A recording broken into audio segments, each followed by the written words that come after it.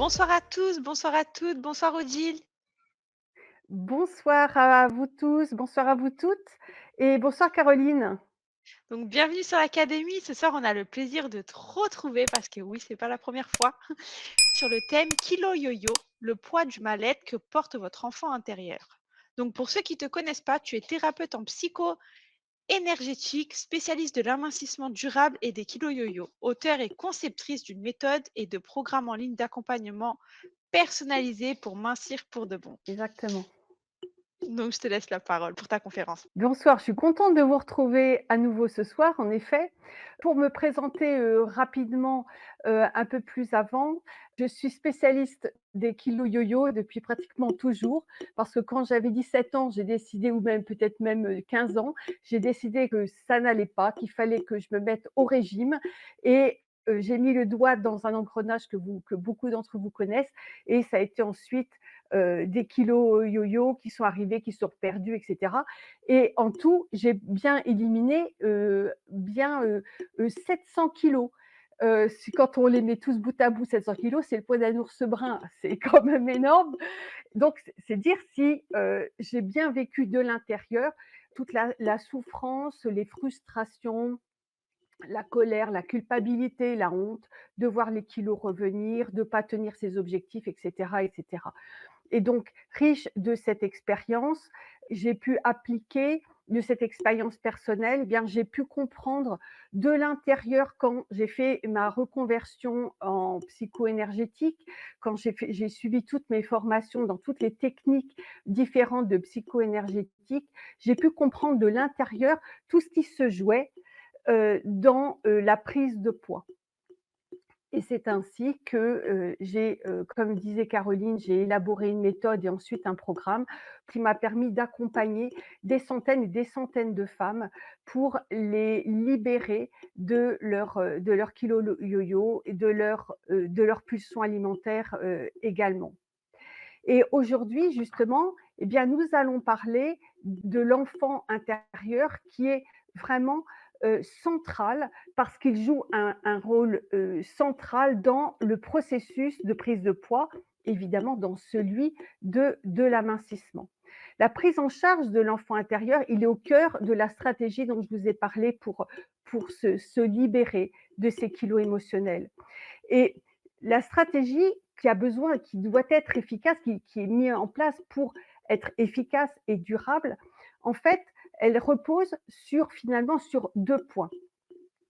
Le premier, c'est que, le corps est le messager de l'âme, comme le disait Hippocrate. C'est-à-dire que les émotions, que notre bien-être émotionnel a une influence déterminante sur le fonctionnement de nombreux organes et de tous nos systèmes. Ce qui fait qu'on a besoin de les prendre en charge pour qu'ils refonctionnent correctement et pour qu'ils se mettent au service de notre amincissement. Mais le second, c'est celui que nous allons aborder ce soir. Eh bien, ce sont les émotions qui doivent être prises en charge dans leur globalité et en profondeur pour être vraiment libérées. Et ça, c'est vraiment incontournable. Et quand on parle émotion, eh bien, on parle enfant intérieur. Parce que ces émotions souffrantes, eh bien, c'est l'enfant intérieur qui les porte et qui les porte donc depuis notre plus tendre enfance. Et c'est important parce que pour moi, l'amincissement, ça n'est pas que un chiffre sur une balance. Il faut voir plus grand et ça va permettre de comprendre que ce type de travail, ça a un impact sur toute la vie et surtout le bien-être. L'objectif de mon travail, il se veut beaucoup plus large que la minceur, beaucoup plus large que des problèmes de poids, beaucoup plus large que des problèmes de compulsion alimentaire. Parce que les problèmes de poids sont le symptôme de nombreux déséquilibres et que tout est lié encore une fois. Et c'est ce que nous allons voir. Caroline, tu peux mettre, comme je vous disais, le problème de l'émotionnel, ça va bien au-delà donc des régimes que vous avez pu tous essayer. La plupart du temps, quand on veut mincir, on met son assiette au régime. Et strict tant qu'à faire, parce qu'on veut mincir pour avant-hier. Bien sûr. On chausse ses baskets, on surveille son pèse-personne et puis on ne voit pas plus loin. Et dans un premier temps, les résultats sont au rendez-vous forcément. Quand on a une alimentation qui est très riche, qui est un petit peu, désordonnée et qu'on se serre la ceinture, forcément, la balance penche du bon côté. Sauf que, dans un deuxième temps, eh bien, les kilos reviennent au galop et dans 95 des cas, les régimes sont des échecs. Mais rien à faire, on recommence et c'est en pure perte, mais on n'en déroge pas. Mais on voit bien tout de même que le cœur de la problématique, il n'est pas dans l'assiette, il n'est pas dans les baskets, il est ailleurs.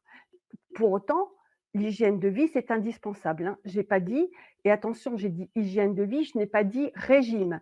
Et il est important de prendre soin de son corps, comme je vous le disais, pour qu'il se mette au service du délestage de tous ces kilos. Donc, prendre soin de l'enfant intérieur, c'est ce que nous allons faire ce soir, tous ensemble. Nous allons aborder donc l'enfant intérieur, ce thème, sous 4 points. Le premier, qu'est-ce que c'est que l'enfant intérieur et pourquoi est-ce que cet enfant intérieur, il est au centre des pulsions alimentaires et au centre des kilos yo-yo? Nous verrons où se porte l'impact du vécu de l'enfant, des traumas de l'enfant, des blessures émotionnelles de l'enfant et comment ce vécu garde une trace durable sur l'enfant jusque dans sa vie d'adulte.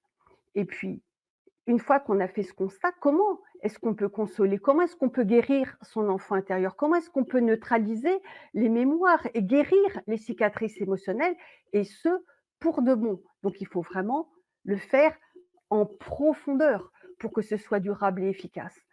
Et puis, une fois que l'enfant intérieur est guéri, que les cicatrices émotionnelles sont cicatrisées, eh bien, en quoi votre vie va changer?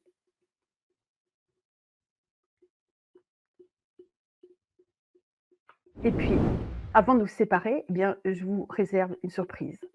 Si vous suivez mes conférences, vous savez que j'aime beaucoup terminer avec une surprise, avec un soin tous ensemble. J'aime beaucoup partager ce moment de alors, l'enfant intérieur, il influence les réactions de l'adulte, c'est ce que je vous disais, parce que les événements que vous vivez en tant qu'adulte aujourd'hui entrent en résonance avec ceux que vous avez vécus lorsque vous étiez enfant. Et lorsque vous surréagissez, lorsque vous avez une attitude qui vous surprend un peu par son ampleur, par son intensité, vous pouvez être sûr que c'est l'enfant intérieur qui réagit. Parce que, heu, tout ce que nous vivons rentre en résonance avec ce que nous avons vécu quand on était enfant et souvent si vous vous mettez en colère et que vous montez dans les tours et vous dites: «Mais pourquoi est-ce que je réagis comme ça?» Vous pouvez vous demander: «En quoi ce que je vis actuellement ressemble à ce que j'ai vécu quand j'étais enfant?» Il y a une dame que j'accompagnais, avec qui j'étais en consultation il y a quelques jours, qui me racontait que, elle était en train de vendre sa maison et hem et elle était dans une colère dingue et elle se disait: «Mais je ne comprends pas pourquoi la vente de cette maison me met dans cet état de colère qui remonte. Je ne comprends pas» et qu'on a cherché ensemble et on a réalisé qu'en fait, elle se sentait au moment de sa vente, elle vendait sa maison, elle en achetait une autre et elle était prise en sandwich entre tous les agendas de tout le monde, du notaire, de son acheteur, de son vendeur, des agences et cetera et elle avait ses propres contraintes et personne n'écoutait ses contraintes. Elle avait beau dire: «Mais attendez, mais moi, voilà, ces dates-là, ça ne me convient pas». Elle ne se sentait pas écoutée et quand on a décortiqué ça, on s'est rendu compte que quand elle était petite, eh bien, elle était la dernière d'une fratrie et et personne ne l'écoutait. Ça la mettait évidemment, folle de rage parce qu'elle avait ses besoins de petite fille, elle avait ses désirs de petite fille et tout le monde s'en fichait parce qu'elle était la plus petite et qu'il fallait qu'elle suive le mouvement de la famille. Dites-nous dans les commentaires si cet exemple fait, résonance avec d'autres exemples. Et je fais une parenthèse parce que, je ne vous ai pas, dit en début, de conférence que ce que je vous propose, c'est que nous allons parler de l'enfant intérieur. Je vais vous proposer l'atelier pour vous aider à commencer à guérir l'enfant intérieur. Et ensuite, eh bien, Caroline me posera toutes les questions que vous avez notées dans le chat et nous répondrons. Nous aurons une période de questions-réponses et puis ensuite nous terminerons par la pratique dont je vous ai parlé tout à l'heure. Je referme la parenthèse. Avant de passer à l'étape d'après, avant de définir l'enfant intérieur, je voudrais vous dire que l'enfant, ne voit pas les choses comme, l'adulte. L'enfant, il voit les choses avec sa petite maturité d'enfant, du haut de sa propre expérience et souvent les enfants sont assez égocentrés. Le monde tourne autour d'eux, les parents tournent autour d'eux, la famille tourne autour d'eux, le monde tourne autour d'eux. Et ils ont du mal, ils sont trop petits pour comprendre les contraintes des adultes, pour comprendre la vie des adultes, pour comprendre tout ce qui se joue dans la vie des adultes.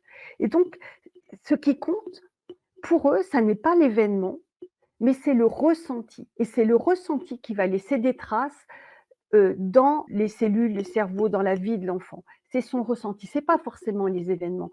Les événements, lorsqu'on est adulte et on ne se rend pas forcément compte, on se rend rarement compte de l'importance de certains événements qui nous paraissent un peu neutres ou pas tellement importants.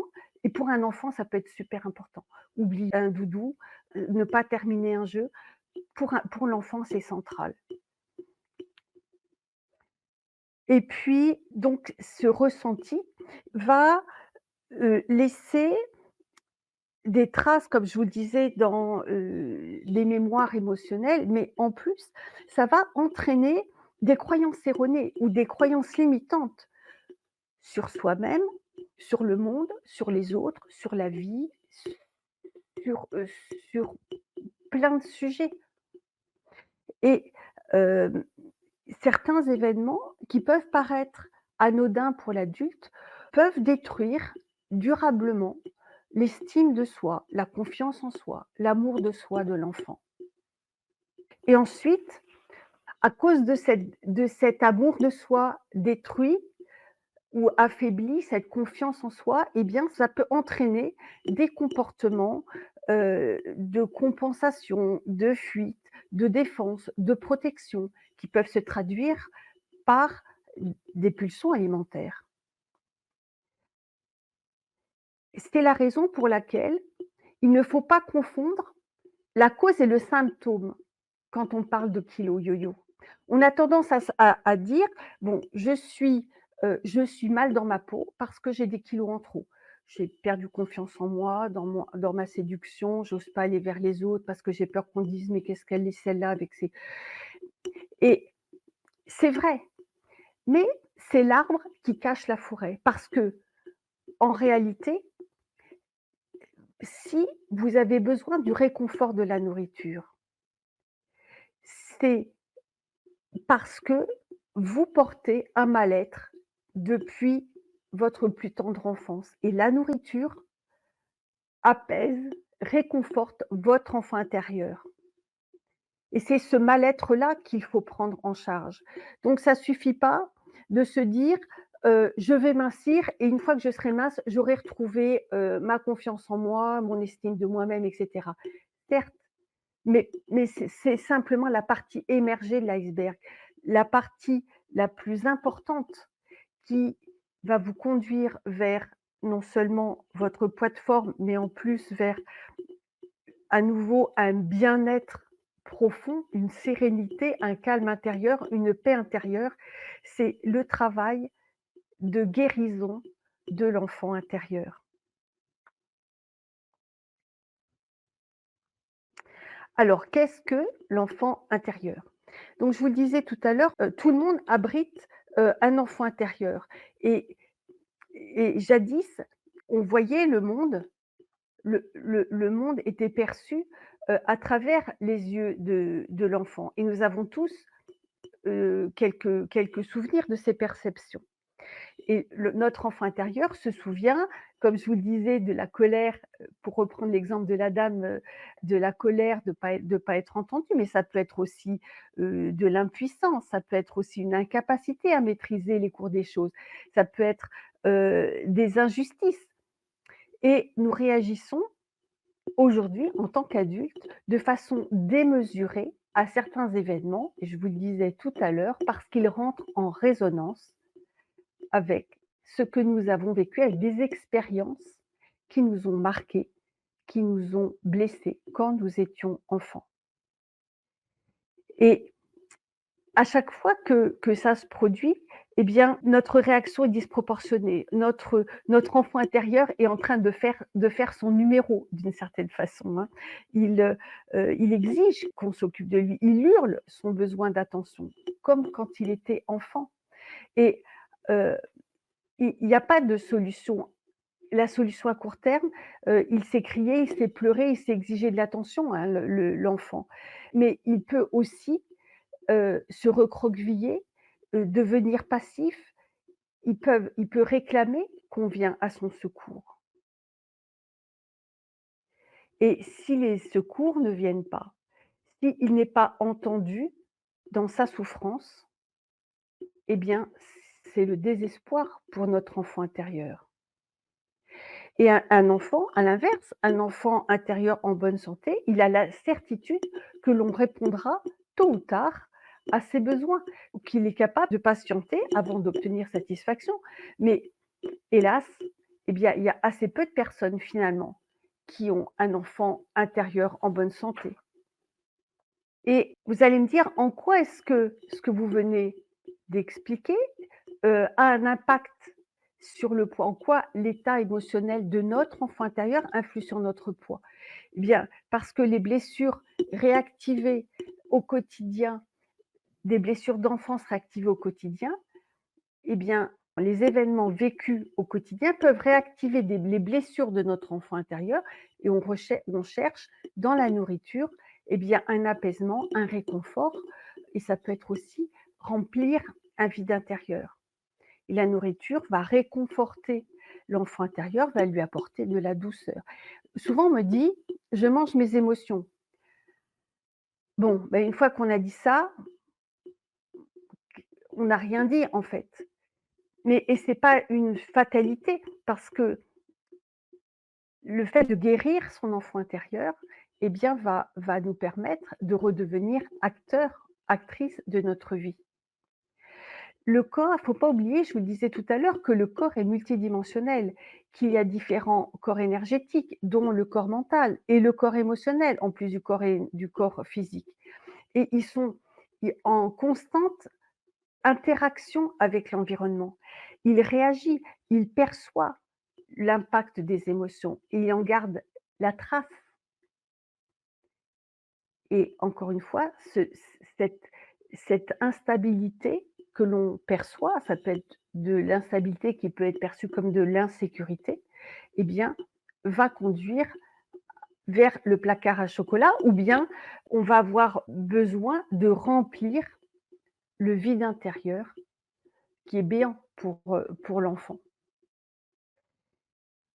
On dit souvent: «Tout se joue dans l'enfance». Alors, il y a différentes blessures qui sont portées par l'enfant intérieur. Il y a les différentes familles de traumas qu'on va voir tout à l'heure. Il y a l'influence pernicieuse qui possible, hein, pas systématiquement, dans l'éducation. Et puis il y a aussi, eh bien, l'attitude, la relation que la famille, que la culture entretient avec la nourriture. Alors d'abord, il y a différents vécus. Face à un danger, on a 2 solutions. Le cerveau reptilien va nous donner plusieurs positions. La fuite, l'affrontement ou le fait de se figer dans la peur. Si notre cerveau reptilien opte pour la fuite, eh bien, le stress va nous faire mincir pour courir vite, pour se cacher facilement. À l'inverse, si notre cerveau reptilien est branché sur l'affrontement, eh bien, il va falloir être fort, il va falloir être costaud pour faire le poids, pour affronter, pour avoir la force et la puissance pour affronter. Donc on va faire du muscle, on va prendre du poids.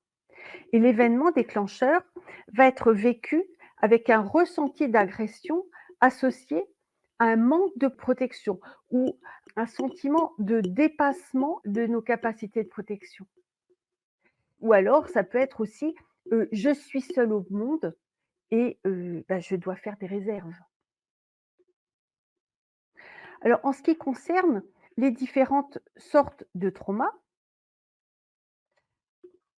un traumatisme va avoir un impact sur l'estime de soi de l'enfant. L'enfant va se dire: «L'adulte qui est en charge de moi, il ne respecte pas mes besoins, il ne respecte pas mes désirs, il ne respecte pas ma sécurité et s'il ne respecte pas ça, c'est parce que j'ai pas de valeur». Ça peut se manifester à travers un vécu de harcèlement, où il y aura la blessure de rejet, la blessure d'humiliation.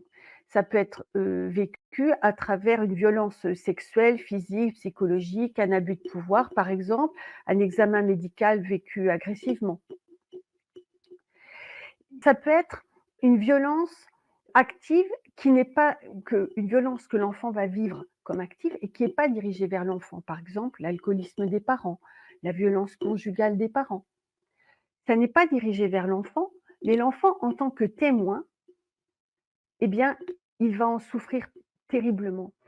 Et cette violence-là, cette violence émotionnelle, elle va pas être courte dans le temps, brutale, mais elle va être d'une intensité peut-être un peu moins forte, mais qui va durer.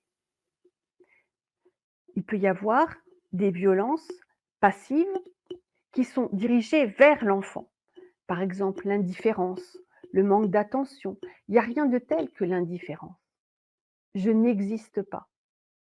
Tu n'existes pas à mes yeux. C'est terrible, c'est terrible. Le manque d'attention, le manque d'écoute, le manque de soins. L'enfant qui est fréquemment confié à d'autres, comme un sac dont on ne sait pas quoi faire. Le dernier d'une grande fratrie, vous voyez, comme la dame dont je vous parlais tout à l'heure, je n'intéresse pas maman, je n'ai pas de valeur si j'intéresse pas maman. Si je n'ai pas suffisamment d'intérêt pour maman, eh bien, je ne suis pas aimable et je n'ai pas de valeur. Il peut y avoir également une violence passive qui n'est pas dirigée vers l'enfant. Ça peut être, par exemple, un choc émotionnel qui est vécu par la maman quand elle était enceinte. Et donc, c'est un vécu in utero que l'enfant va porter pendant toute sa vie. Donc le choc, in utero, donc qui va être vécu par la maman, qui va être porté ensuite par l'enfant, pendant et ensuite par l'adulte qui va devenir. Ça peut être aussi une séparation. Une séparation, par exemple, si le père est militaire, il est en mission, le personnel pardon, naviguant dans les compagnies aériennes, par exemple. Ça peut être un décès, ça peut être le divorce des parents et est-ce que ça n'est pas de ma faute si mes parents divorcent? C'est une question que les petits se posent énormément parce que souvent l'éducation de l'enfant peut être cause de dispute dans un couple qui a tendance à faire valser les assiettes un peu plus souvent qu'à leur tour. Et l'enfant porte une très grosse culpabilité et de toute façon, on sait bien en tant qu'adulte que l'enfant n'y est pour rien, mais l'enfant, lui, il ne voit pas les choses comme ça. Ce que je vous disais tout à l'heure. Ça peut être aussi un déménagement qui est extrêmement traumatisant pour un enfant. C'est une décision qu'il n'a pas prise, qu'il subit. Il quitte son école, il quitte ses habitudes, il quitte ses copains et c'est extrêmement déracinant. Puis ensuite, il se retrouve dans un établissement qu'il ne connaît pas, il ne connaît personne. Quelquefois, il est ostracisé parce qu'il vient d'ailleurs et les groupes sont faits et cetera. C'est une période qui est très difficile pour les petits. Ça peut être un placement par l'ADA, ça peut être un abandon par un parent. Si papa ou maman mais vraiment, ils ne seraient pas partis. Et puis ça peut être aussi un frère ou une sœur qui quitte le nid. C'est quelque chose que l'enfant vit comme un abandon. Ça peut être également Une autre violence passive qui est non dirigée vers l'enfant, ça peut être également un accident. Ça peut arriver n'importe quand, je ne suis pas en sécurité, parce que ça peut arriver n'importe quand et n'importe où. Donc je ne suis en sécurité nulle part. Et puis ça peut être aussi l'arrivée d'un nouveau conjoint, l'arrivée de nouveaux enfants en cas de famille recomposée. Vous voyez, tous ces traumas portent des, différentes formes, différents aspects dont l'adulte ne se rend pas forcément compte. Et d'ailleurs, quand ces événements sont trop violents pour l'enfant, il fait ce que l'on appelle une inversion psychologique. L'inversion psychologique au psychisme, à l'émotionnel, ce qu'un coupe-circuit est un circuit électrique. Lorsqu'il y a surchauffe, le coupe-circuit empêche le circuit électrique de prendre feu. L'inversion psychologique fonctionne de la même façon. Quand un événement est trop violent pour l'enfant, son inconscient va transformer la lecture de cet événement pour qu'il soit acceptable.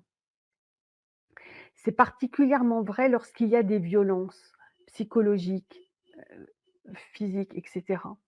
L'enfant, il est tout amour pour ses parents et lorsque il reçoit en échange de son amour inconditionnel pour ses parents, il reçoit de la violence, eh bien, c'est insupportable.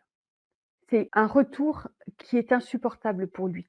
Alors il va transformer cette souffrance pour que ça devienne acceptable et il va se dire, par exemple: «Eh bien, j'aime papa et maman, en échange, je reçois, des brimades sans arrêt, mais ces brimades, c'est la preuve qu'ils m'aiment» et à ce moment-là, eh bien, la situation est acceptable pour lui. Sauf qu'en se disant cela, en intégrant cela pour ne pas souffrir, ou en tout cas pour atténuer sa souffrance, eh bien, il va faire une inversion psychologique, c'est-à-dire qu'il va transformer le négatif en positif. Et toute sa vie, il va être nourri par ce qui est négatif, par ce qui le tire vers le bas, et il va être épuisé par ce qui est positif et ce qui le tire vers le haut.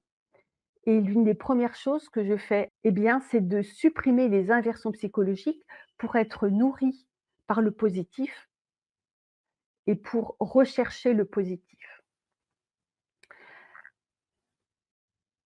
Le deuxième point qui est important dans l'éducation de l'enfant, qui pèse très lourd sur l'enfant intérieur, c'est l'influence de l'éducation. Ça peut être très insidieux, ça peut être très pernicieux parce que c'est quotidien et c'est apparemment anodin, mais ça peut être ravageur et ça peut être destructeur. D'abord, l'enfant, il n'a aucun sens, il a un sens de l'humour qui est complètement imperméable au second degré. J'ai déjà été témoin de, plaisanteries des parents vis-à-vis de leurs enfants. Ils ne se rendaient pas compte à quel point c'était destructeur pour leur enfant. Et j'ai vu ça, une maman appelait son enfant «ma petite crotte». Elle trouvait que c'était très drôle. L'enfant ne perçoit pas du tout l'humour, si tant est qu'il y en ait un, dans cette appellation. L'éducation toxique, donc ça peut être ça.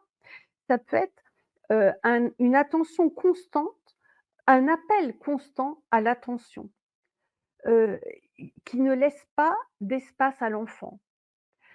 J'ai déjà été témoin, mais peut-être que vous aussi, de parents qui étaient tout le temps, particulièrement j'ai surtout vu ça chez les mamans d'ailleurs, qui étaient tout le temps en train d'interpeller leur enfant. Elles étaient toujours sur leur dos. «Ah mais tu joues à ça, c'est bien, hein. Ah mais tu fais ça, c'est bien. Ah tu manges une glace, ah bah tu te régales, hein» et l'enfant a pas son espace. Il y a aussi le fait que, quand les parents donnent des punitions à tort et à travers pour, des vétilles, eh bien, l'enfant ne sait plus du tout où il en est. Qu'est-ce que je dois faire? Qu'est-ce que je ne dois pas faire? L'enfant, pour grandir, il a besoin d'un cadre. Ça, je peux faire, ça, j'ai pas le droit de faire. Si on le gronde pour tout et n'importe quoi, il ne sait plus où il en est et il va finir par se retrouver à marcher sur un fil en essayant de passer entre les gouttes pour éviter de se faire gronder. Mais de toute façon, ça sera vain parce qu'il se fera gronder quand même. Il fait blanc, il fait noir, il fait gris, de toute façon, il se fera gronder et l'enfant perd, ça détruit énormément sa confiance en lui, son estime de lui-même parce que, tout ce qu'il est attire la colère et les réprimandes. Les critiques systématiques, les punitions à tort et à travers ont cet effet de destruction de l'estime de soi, de la confiance en soi de l'enfant. Les responsabilités trop lourdes, je ne sais pas si vous êtes de ma génération, c'était quelque chose qu'on faisait beaucoup. On chargeait les aînés de leurs petits. Ils étaient chargés de, les surveiller, ils étaient chargés de leur donner leur manteau, leur ceci, leur cela. Ils étaient chargés de les surveiller. On leur disait: «Je te confie ton petit frère». Quand on a 5 ans, je te confie ton petit frère de 3 ans. C'est, heu, c'est beaucoup trop lourd. C'était quelque chose qu'on faisait très fréquemment et l'enfant se sentait, investi d'une mission beaucoup trop lourde pour ses épaules et ça le tétanisait réellement et ensuite, une dame que j'ai accompagnée avait vécu ça et puis il se trouve qu'il y a eu le feu dans sa cuisine quand elle avait 5 ans, elle gardait son petit frère ou sa petite sœur de 3 ans et puis il y a eu le feu dans la casserole ou dans je ne sais pas trop quoi. Et la cuisine a flambé. Elle a été sauvée in extremis par la voisine et elle a considéré que c'était de sa faute. S'il y avait eu l'incendie, c'était de sa faute.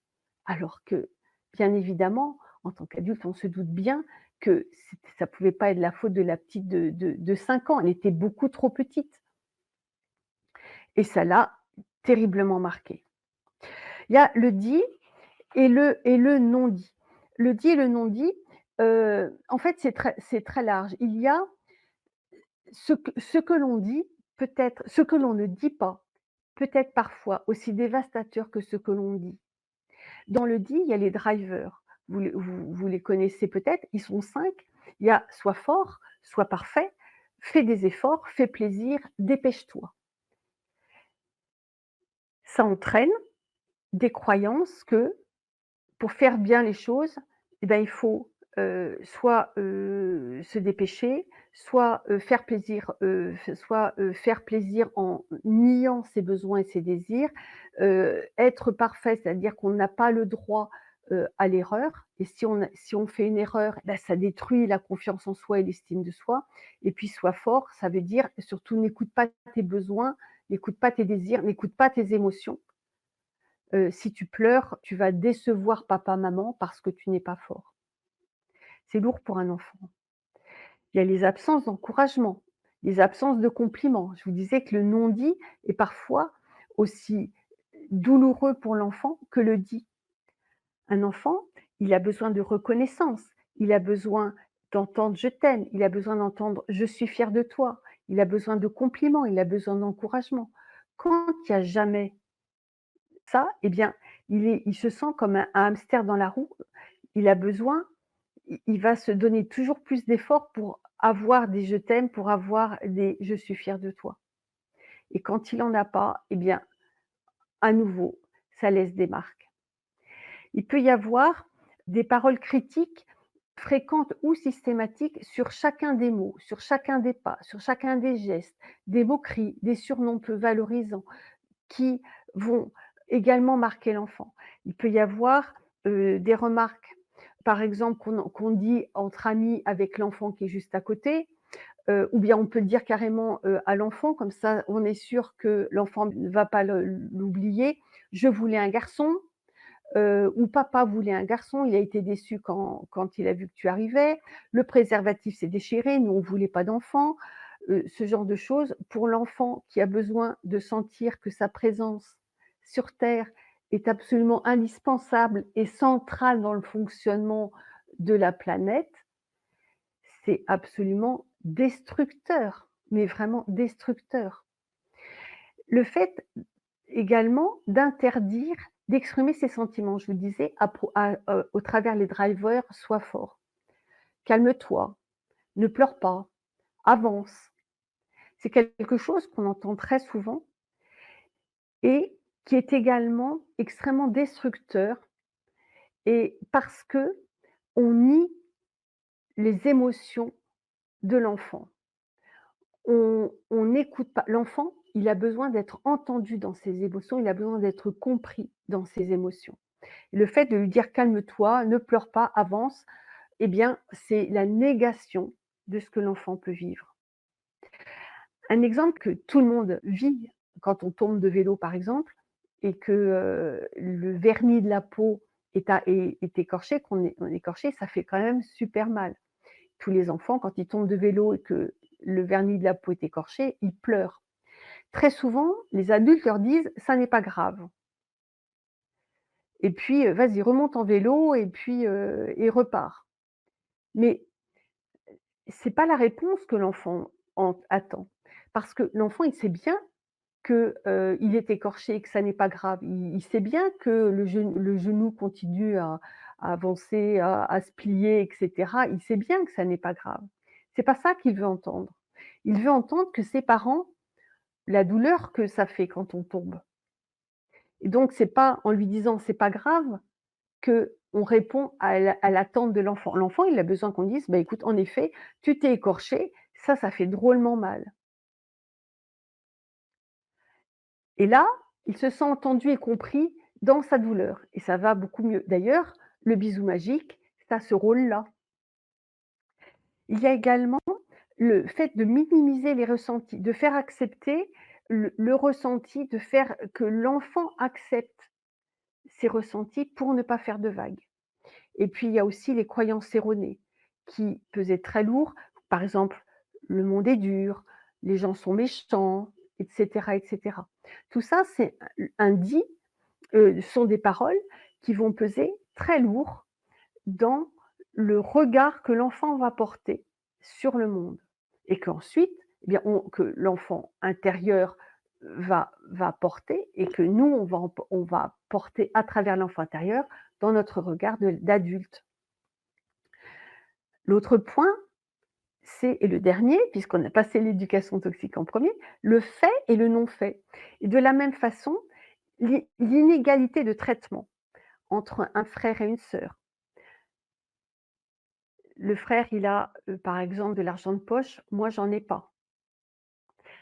L'oubli de fêter un anniversaire, l'oubli d'un cadeau de Noël, pas de tendresse, pas de témoignage d'amour, ou bien une décision qui est prise au mépris de la vie, du goût ou du besoin de l'enfant.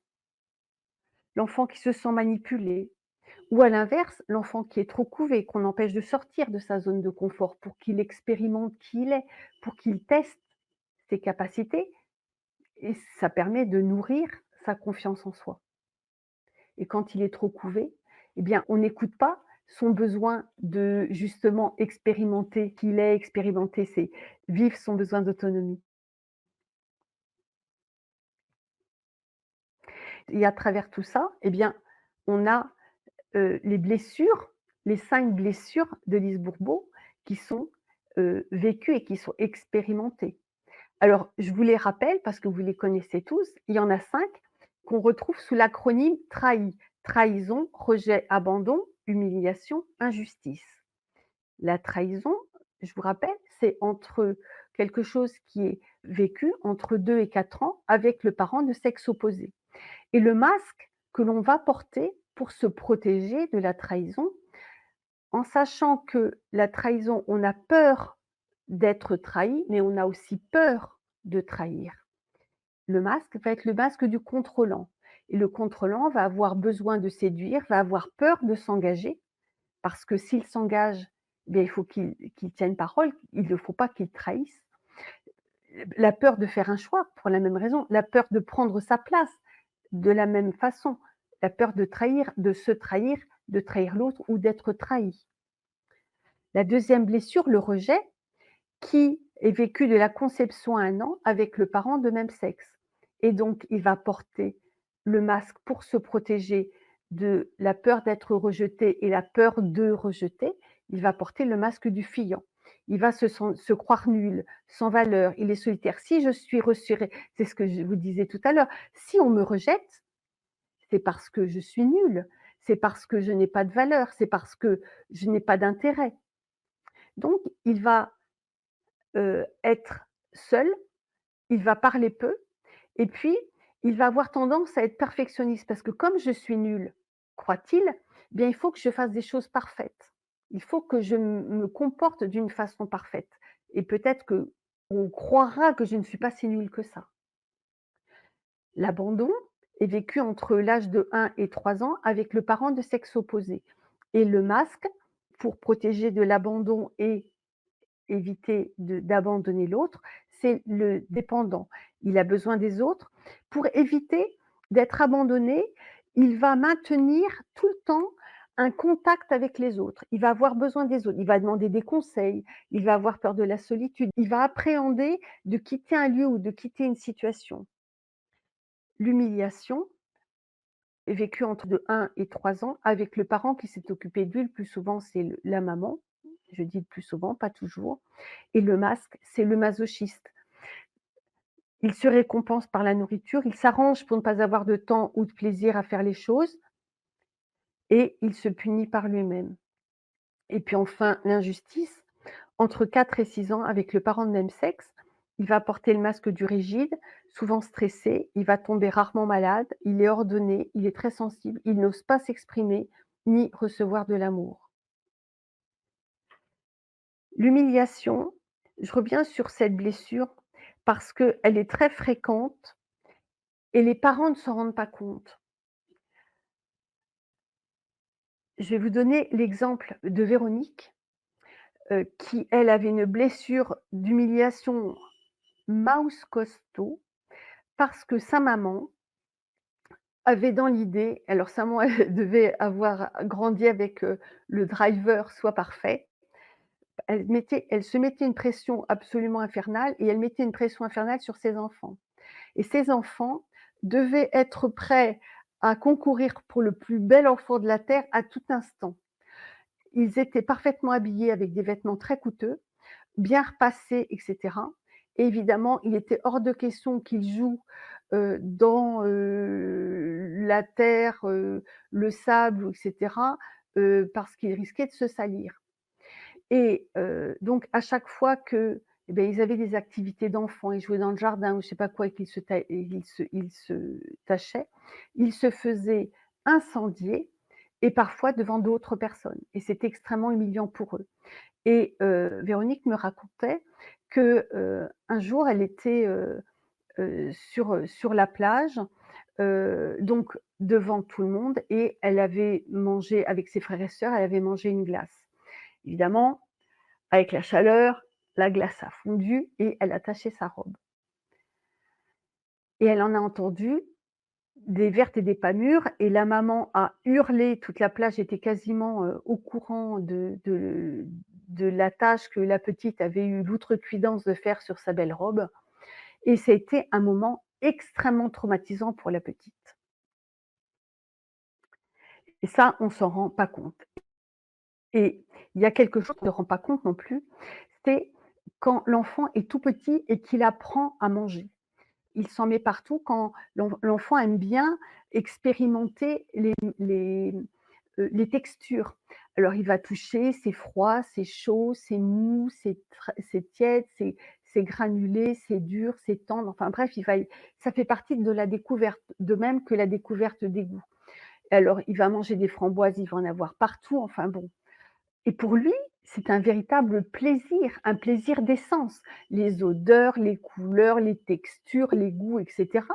C'est un vrai plaisir et très souvent, les mamans arrivent et elles poussent les houcris parce il peut y avoir des framboises sur les murs, sur la table, partout et cetera. Elles poussent les houcris et elles grondent l'enfant.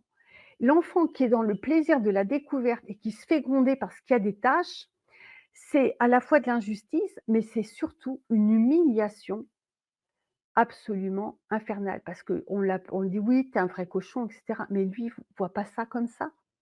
Vous voyez, il avait du plaisir dans la découverte de la nourriture et il se fait gronder. Donc il faut surtout pas que j'ai de plaisir parce que si j'ai du plaisir, je vais encore me faire gronder. Vous voyez tout ce que l'enfant intérieur porte, hein?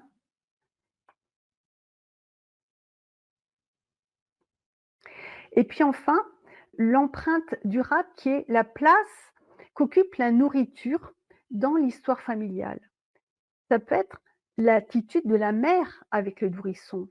Si l'enfant, le bébé, dès qu'il pleure, on lui enfourne un sein ou un biberon dans la bouche, eh bien, dès il aura plus tard un moment de chagrin, de stress, de mal-être, hop, il va rechercher la nourriture. Alors que le bébé, il pleurait peut-être tout simplement parce qu'il avait envie d'être pris dans les bras ou qu'il avait besoin de tendresse, il n'avait pas forcément faim. Donc vous voyez là, c'est un réflexe de Pavlov que la maman met en place et qui va perdurer toute la vie. L'hygiène alimentaire, la culture familiale, quelquefois, ben, dans certaines familles, on mange très gras ou très lourd ou des frites à tous les repas ou des choses comme ça. Eh bien, c'est très difficile de s'en défaire. Je ne sais plus qui disait: «Il est plus facile de changer de religion que de changer de régime alimentaire» et ça, je veux bien le croire. Comme je vous disais, ça fait 23 ans que j'accompagne des femmes et bien, j'ai pu l'expérimenter, depuis 23 ans, quand des personnes ont des hygiènes alimentaires de très mauvaise qualité, leur apprendre à manger des légumes, à manger des fruits, c'est pas facile. L'ambiance à table aussi. Quand, à table, on se dispute sans arrêt ou que, c'est un peu comme un tribunal: «Qu'est-ce que tu as fait à l'école? Pourquoi tu as eu 5 en maths?» et cetera. Ça laisse des marques. Les punitions, les consolations, les récompenses qui peuvent être par les punitions, eh bien, tu es privé de dessert ou bien les consolations, les récompenses, tiens voilà, flouf, une sucette dans la bouche. Ça veut dire qu'ensuite, quand on sera adulte, eh bien, quand on aura besoin de se consoler, quand on aura besoin de récompenses, eh ben, on recherchera le sucre parce que ça aussi, c'est un réflexe de Pavlov. Et puis, il y a les bonbons baby-sitter. Combien de fois, j'ai vu dans le train des mamans qui donnaient, des bonbons, des chips ou des choses, à manger à leurs petits pour qu'ils se tiennent tranquilles. Maintenant qu'on a fait, le tour de tous les sortes de blessures que l'enfant intérieur porte, où se porte cet impact? Où est-ce qu'il laisse des traces? Comment est-ce que le vécu de l'enfant le blesse directement et où est-ce qu'il laisse des traces? Et comment se fait-il que ce il a vécu quand il était petit, eh bien, laisse des traces, porte encore des traces quand il est devenu adulte? La première chose, c'est que le cerveau de l'enfant, à partir de 6 mois in utero jusqu'à l'âge de 7 ans, est sur la fréquence θ et la fréquence θ, c'est la fréquence de l'hypnose. Ce qui veut dire que tout ce que l'enfant va vivre, que tout ce que l'enfant va expérimenter, va s'imprimer comme un programme. Quand on dit: «Tout se joue avant l'âge de 7 ans», ça n'est pas un mythe. Par ailleurs, tous les faits négatifs vont avoir plus d'impact sur le cerveau de l'enfant que les événements, positifs.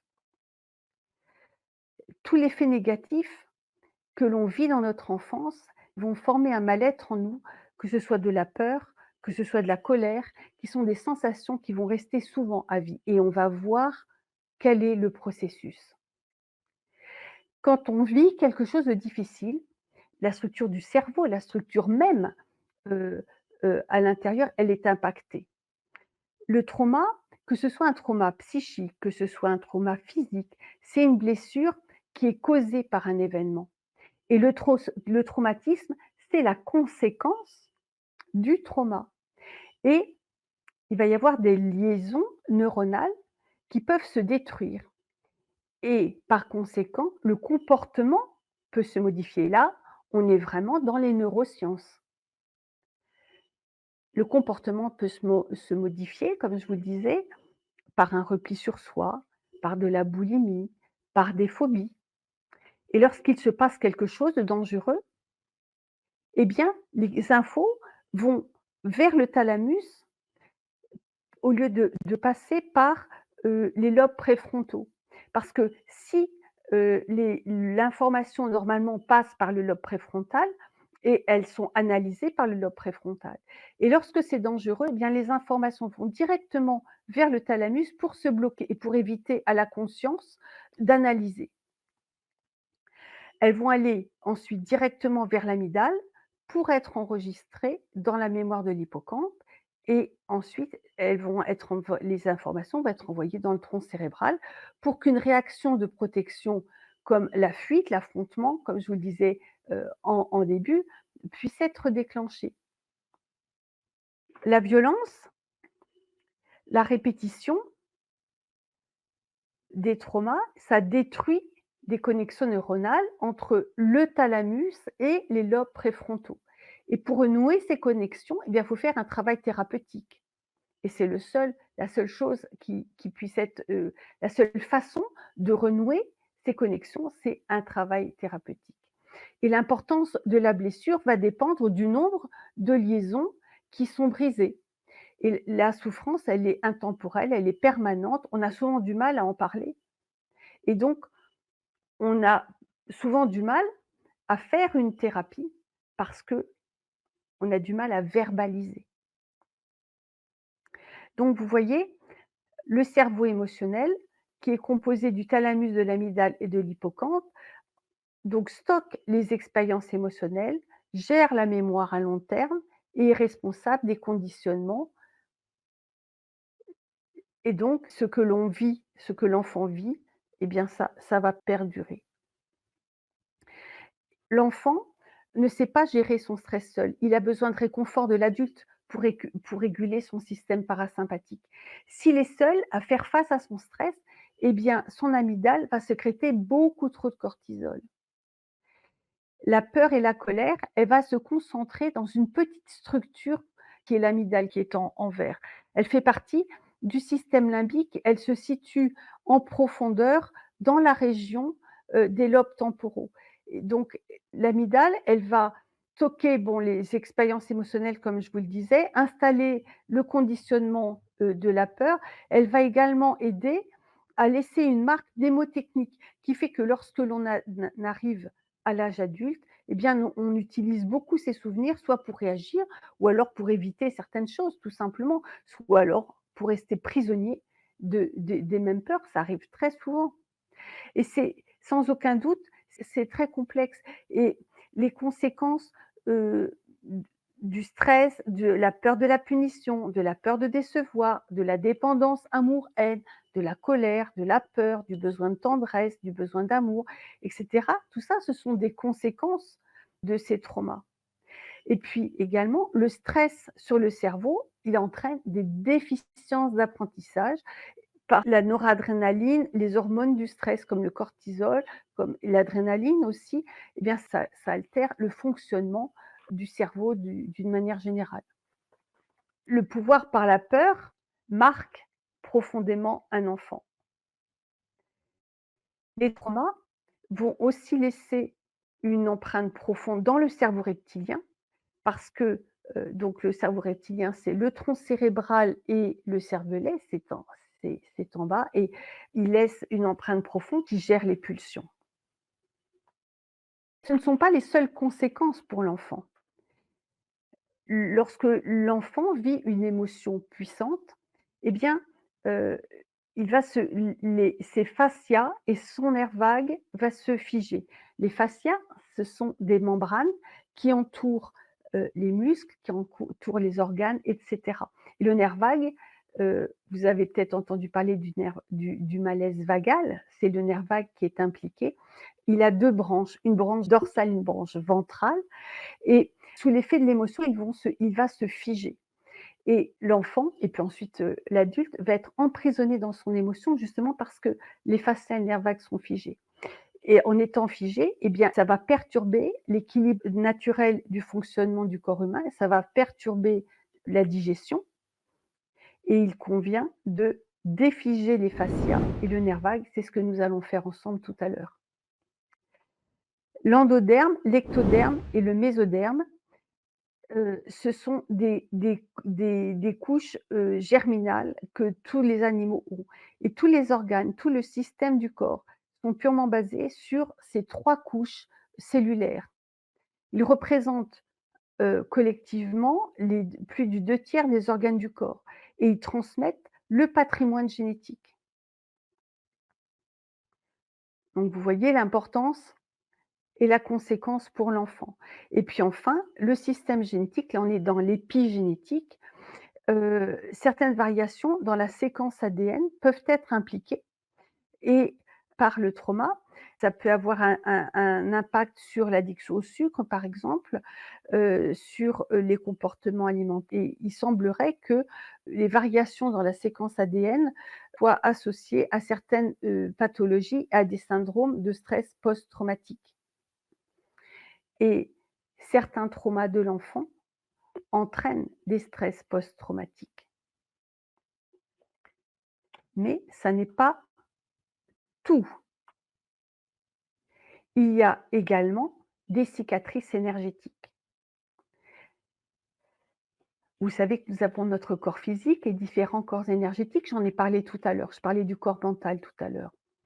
Eh bien, lorsque l'on vit, ces traumas laissent des cicatrices dans les corps subtils. En se figeant dans les corps énergétiques, dans les chakras, eh bien, heu, ces cicatrices peuvent, déformer, peuvent abîmer, les chakras, peuvent, faire tourner dans le mauvais sens, peuvent perturber leur bon fonctionnement, peuvent les refermer.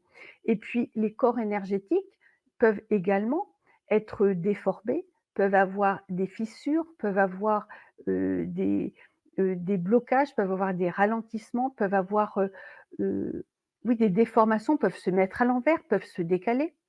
Des perturbations dans les méridiens, les émotions peuvent bloquer, ralentir, mettre des verrous ou même inverser le sens de circulation de l'énergie, dans certains méridiens et comme vous le savez, les méridiens, heu font circuler l'énergie vers les organes. Si les méridiens n'apportent plus l'énergie correctement aux organes, eh bien c'est le fonctionnement énergétique des organes qui est impacté. Et puis enfin, il y a des liens, et c'est un peu lié au point précédent, il y a un lien entre les émotions et les organes ou les zones du corps. Pour la médecine chinoise, eh bien, chaque émotion est en correspondance avec un organe, particulier ou une région du corps. Par exemple, la tristesse est liée aux poumons, la colère est liée au foie, la peur est liée aux reins. Et donc quand il y a certaines personnes qui ont des reins fragiles, par exemple, et c'est souvent parce qu'ils ont la peur les gouverne beaucoup. Quand on se réveille la nuit à des heures bien précises, toujours les mêmes, quelquefois, eh bien, c'est intéressant de voir qu'on est sous l'emprise de la colère ou d'une forte tristesse et cetera.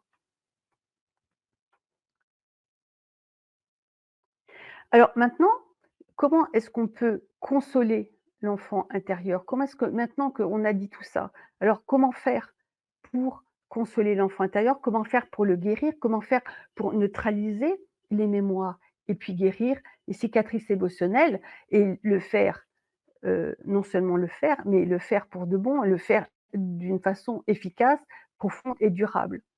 Et pour ce faire, il n'y a pas 36 solutions. La seule solution, c'est de désengrammer toutes les mémoires et le faire dans toutes les dimensions, parce que nous sommes des êtres multidimensionnels. Et si on les fait en surface, si on ne fait que gérer les émotions, eh bien, c'est du travail en surface, il ne se passe rien. C'est facile à comprendre. Souvenez-vous quand vous avez des échardes, une écharde, vous pouvez toujours mettre du désinfectant. Ça ne servira à rien tant que vous n'avez pas enlevé l'écharde. eh bien, vous pourrez toujours mettre tous les désinfectants de la terre, votre doigt restera inflammé et sera toujours infecté. Dans les mémoires, pour ce qui concerne les émotions, c'est pareil. Il faut vraiment travailler, il faut vraiment s'attaquer, prendre en charge la cause profonde de la mémoire.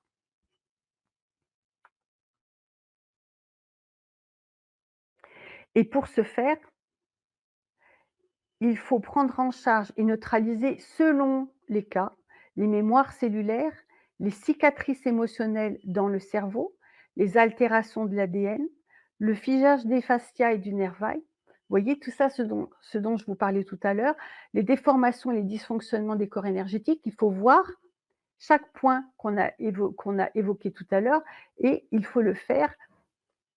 Chaque travail va rentrer en résonance avec les autres, chaque travail va approfondir, rentrer en synergie et compléter et potentialiser le travail sur les autres points. Pour, que le travail soit efficace et durable, il est important de d'associer plusieurs pratiques.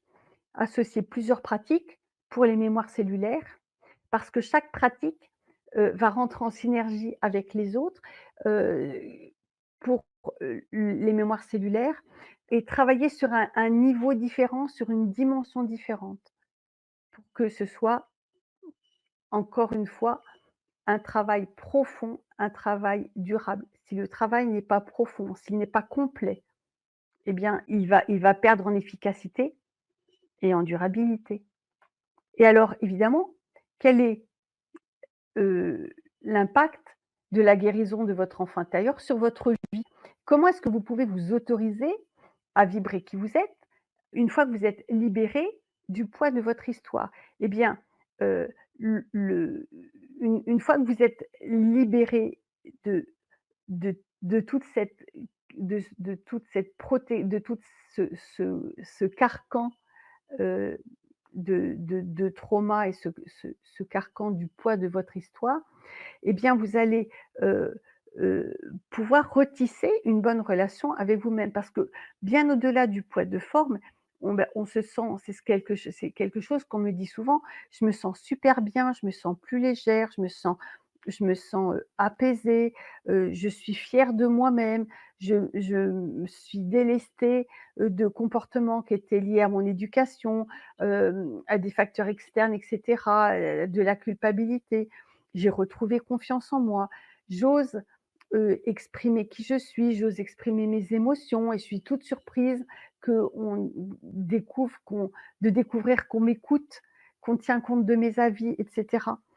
Au fur et à mesure que, on reconstruit, l'enfant intérieur dans sa complétude, eh bien l'enfant intérieur revit, renaît, heu retrouve le plaisir de d'exprimer ses désirs, d'exprimer ses émotions, de s'exprimer tout simplement, de partager avec les autres, de partager ses avis, de partager, des pensées, de partager des émotions, de partager des tas de choses, la joie du partage. Combien de fois j'ai, accompagné des femmes qui, étaient tellement convaincus que leurs émotions n'avaient pas de valeur, hein, on en a parlé tout à l'heure, que ce qu'elles pensaient n'avait pas de valeur, que leurs avis n'étaient pas de valeur. «Dis donc, tu préfères aller au restaurant, italien ou, tu préfères manger un couscous?» «Oh, je sais pas, comme tu veux». Parce que si je dis que j'ai envie d'un couscous, je suis ridicule. Alors donc je ne dis pas, je n'exprime pas. J'aimerais bien manger un couscous, mais j'ai peur qu'on pense que mon envie de manger un couscous est ridicule, donc on ne dit rien. Combien de fois j'ai rencontré ce genre de comportement? Peut-être que vous aussi, vous n'osez pas exprimer, vos avis. C'est le fait d'oser exprimer: «Ah bah oui, bah, j'aimerais bien manger un couscous. Ah, ben ça me fait plaisir de se faire plaisir. Viens, on y va, on choisit un bon resto, on profite. Alors, il te plaît le couscous?» Et voilà et c'est le plaisir et on se rend compte qu'on ouvre la porte à des plaisirs qu'on s'était interdits, jusqu'à présent à cause de croyances limitantes, à cause de croyances erronées. Et il y a des personnes qui me disent: «Mais, j'ai toujours rêvé de, de m'inscrire à un cours de chant et je n'osais pas». D'autres me disent: «J'ai le secret espoir de faire de la» attendez, je pense à Isabelle qui voulait faire, elle voulait être thérapeute, par le son, la sonothérapie, je crois que c'était quelque chose comme ça. Hem et elle n'osait pas et donc une fois son enfant intérieur, guéri et consolé, eh bien, elle s'est lancée dans la sonothérapie. Elle était super contente et de pouvoir partager, de pouvoir tendre la main, de pouvoir accompagner. Elle était super contente alors qu'elle n'osait pas. Très souvent, eh bien, on ose aussi, ça apporte de l'harmonie dans sa vie de couple parce qu'on ose exprimer, on ose partager. Et puis voilà, oser participer, faire des choses, construire des choses, une association, rejoindre une association ou en créer une et cetera. C'est, heu, s'autoriser à exprimer qui on est et c'est merveilleux, c'est jouissif. Comme disait Valérie, c'est jouissif. Il y a aussi une autre chose, c'est que les pensées sont des énergies. Les pensées sont des énergies. Quand vous vous dites: «Qu'est-ce que je suis nul, qu'est-ce que je suis nul, qu'est-ce que je suis nul», à chaque fois, vous mettez une pièce dans le cochon et ça rajoute de l'énergie en fait que vous êtes nul et ça vous tire et à chaque fois ça vous tire encore plus bas. Quand vous dites, heu: «Je suis quelqu'un de bien», par exemple, «J'ai ma valeur», et bien à chaque fois que vous le pensez, et bien vous mettez là aussi une pièce dans le cochonnet et ça nourrit votre estime de vous, ça vous apporte de la joie et ça vous tire vers le haut en termes vibratoires. Et Bouddha disait: «Tout ce que nous sommes est le résultat de ce que nous avons pensé». Quand on dit: «Qu'est-ce que je suis nul, je n'arriverai jamais à rien», au fur et à mesure, plus on le dit et moins on arrivera à quelque chose. Donc c'est important et les pensées qu'on a sur soi, les pensées qu'on a sur les autres, découlent directement de l'état de l'enfant intérieur. Le bénéfice, principal de la guérison de l'enfant intérieur, c'est le fait de redevenir actrice, acteur de votre vie et de ne plus subir vos kilos en trop. Une fois que l'enfant intérieur est guéri, eh bien, vous retrouvez votre estime de vous-même parce que vous allez reprendre les rênes de votre vie et vous allez reprendre retrouver la joie ou trouver tout simplement la joie de prendre vos propres décisions pour vous-même. Vous allez retrouver la capacité, la confiance, suffisamment de confiance en vous, suffisamment d'estime de vous-même, mais surtout suffisamment d'abord confiance en vous pour vous dire: «Je suis capable de prendre des décisions pour moi-même. Je suis capable de réfléchir et je suis capable de de prendre une bonne décision et je n'ai pas besoin de me cacher derrière la vie de mon mari, de mon père, d'une collègue et cetera pour, prendre des décisions». Et ça, c'est super important. Combien de personnes n'osent pas prendre des décisions et se cachent, justement derrière demandent à l'autre de prendre une décision pour soi-même. Reprendre la maîtrise, de décider ce qui est bon, ce qui est juste pour vous, de ne pas laisser les autres le faire, de ne pas d'oser écouter votre propre voix, vos propres voix, VOIX et VOIE intérieures pour vous-même.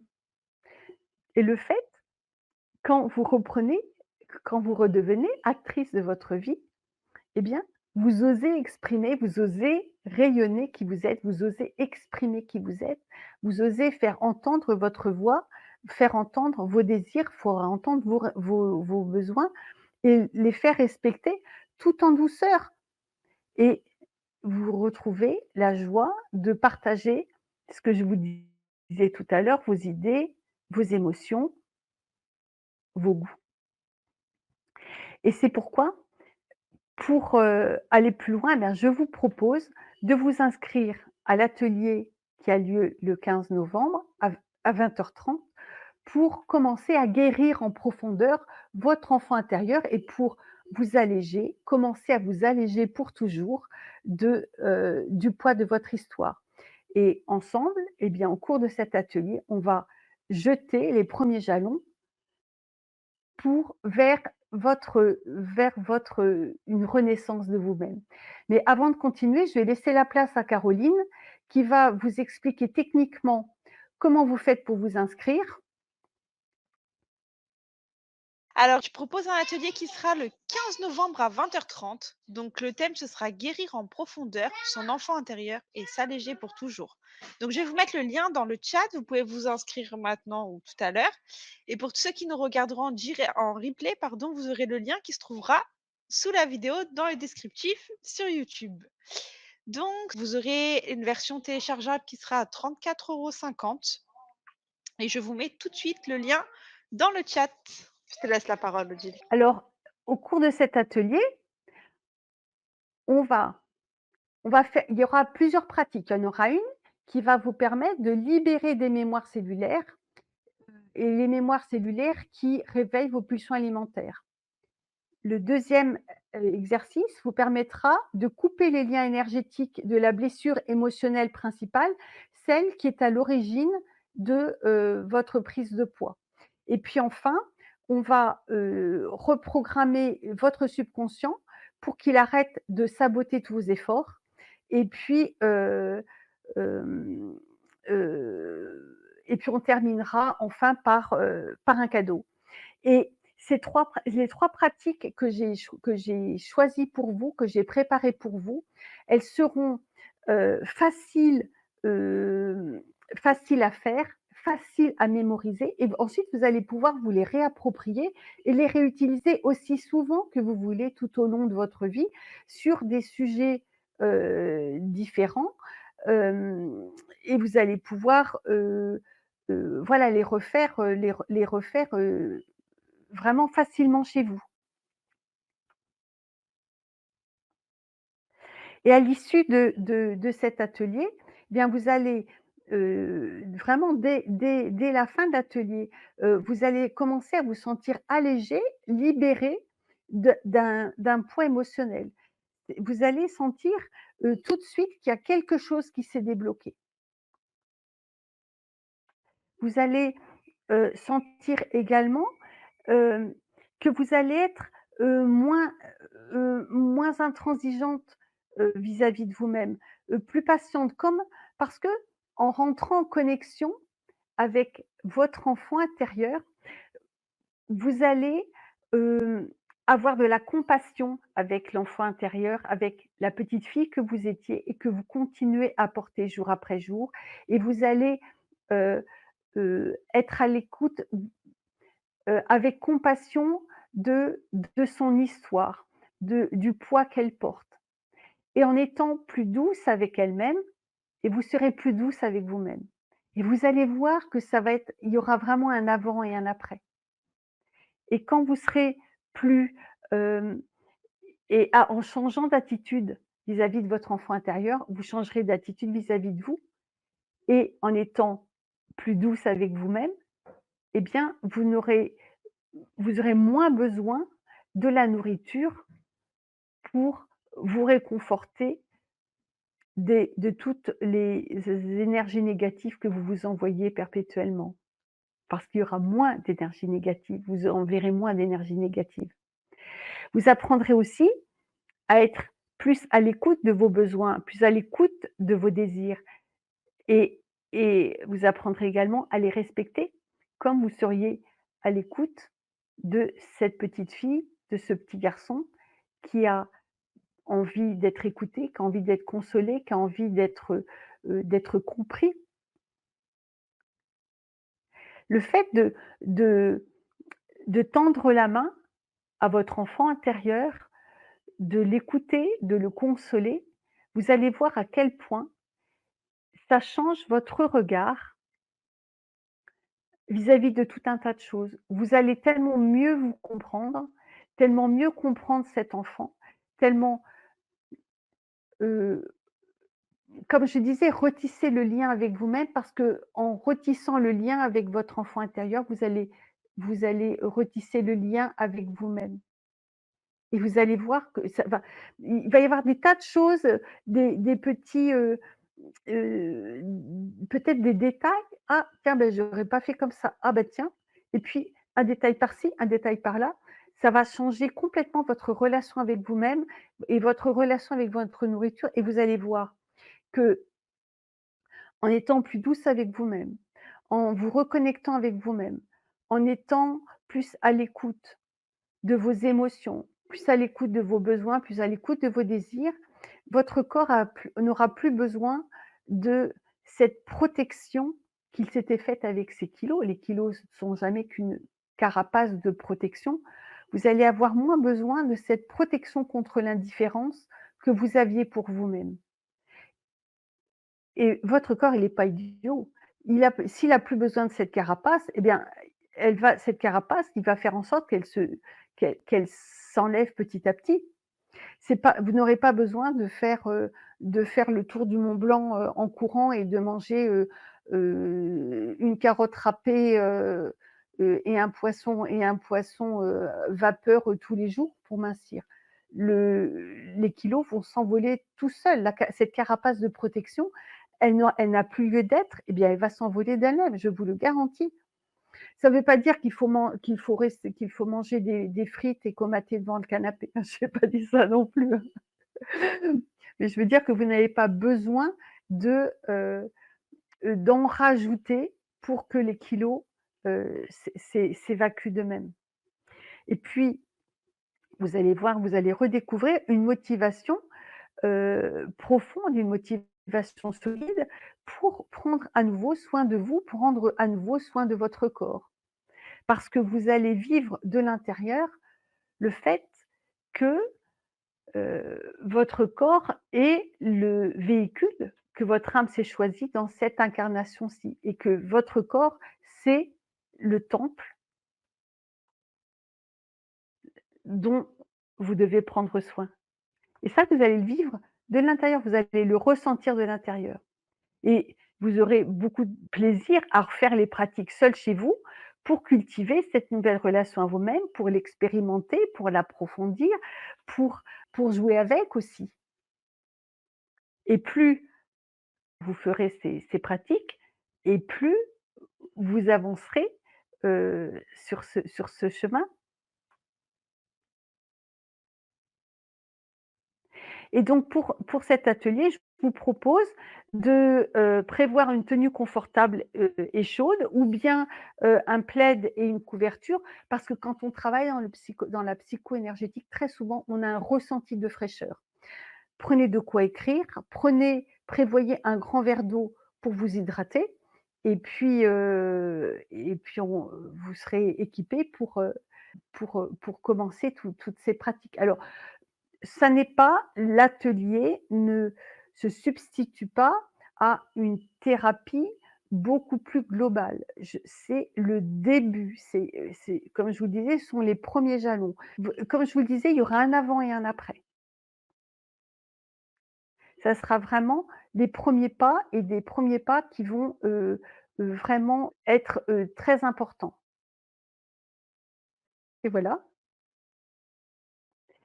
Maintenant, est-ce que vous avez des questions? Alors, pour le moment, de mon côté, je vois pas de questions. Quelles étaient les Non, remarques qui ont été notées dans le chat? alors, pour l'instant, j'ai pas eu de remarques. Alors attends. Ça, c'était au tout début quand tu parlais, il y a marqué: «Oui, tout à fait, ça me parle. Je n'ai jamais été écoutée, enfant et encore maintenant». Ça, c'était Patricia. Après, ça parlait pour tes boucles d'oreilles. Et après, on m'a posé la question si on aura le replay de la conférence. Donc oui, vous aurez accès au replay de la conférence d'ici 24 à 48 heures. Et j'ai mis le lien de ton atelier, qui aura lieu, je le répète, le 15 novembre à 20h30. N'hésitez pas à vous inscrire, on vous attend nombreux. Alors, est-ce que vous avez vous n'avez pas de questions sur ce que je vous ai exposé? Est-ce que, ou est-ce que vous avez, qu'est-ce qui vous a parlé? Qu'est-ce qui vous a interpellé? En quoi vous vous êtes reconnu? Qu'est-ce qui rentre en résonance avec votre expérience? Dites-nous, dans le chat.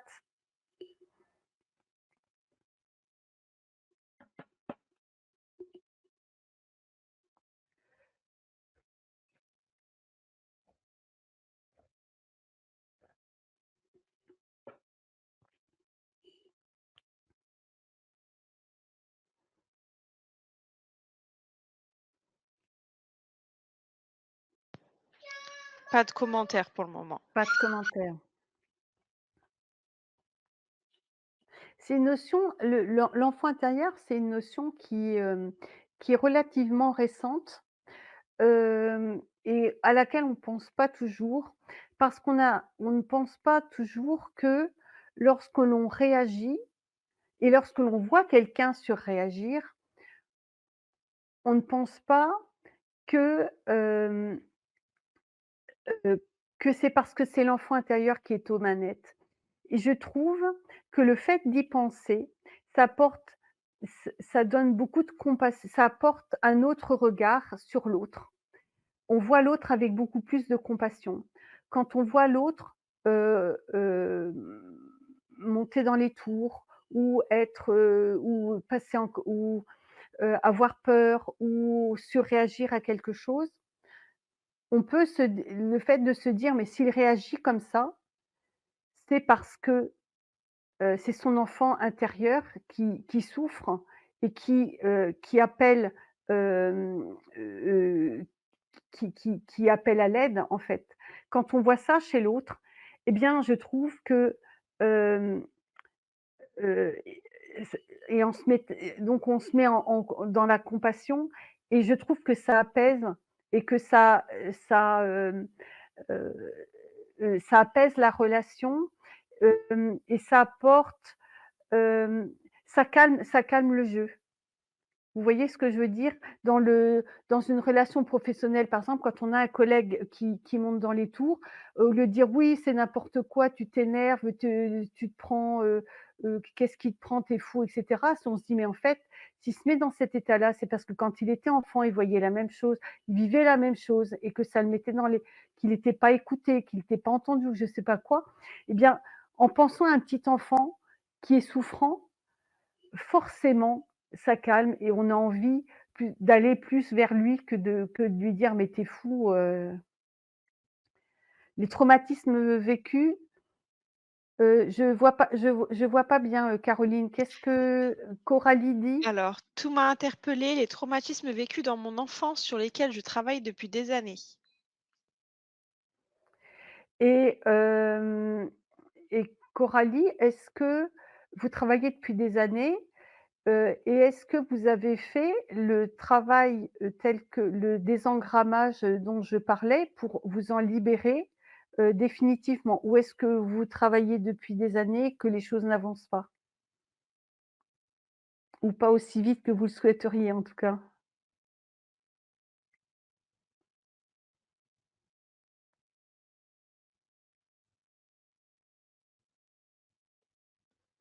Il y a les vous n'êtes pas très bavard aujourd'hui. Il y a des dans sur certains, conférences, beaucoup de gens s'expriment. Là, c'est pas les enfants intérieurs sont silencieux.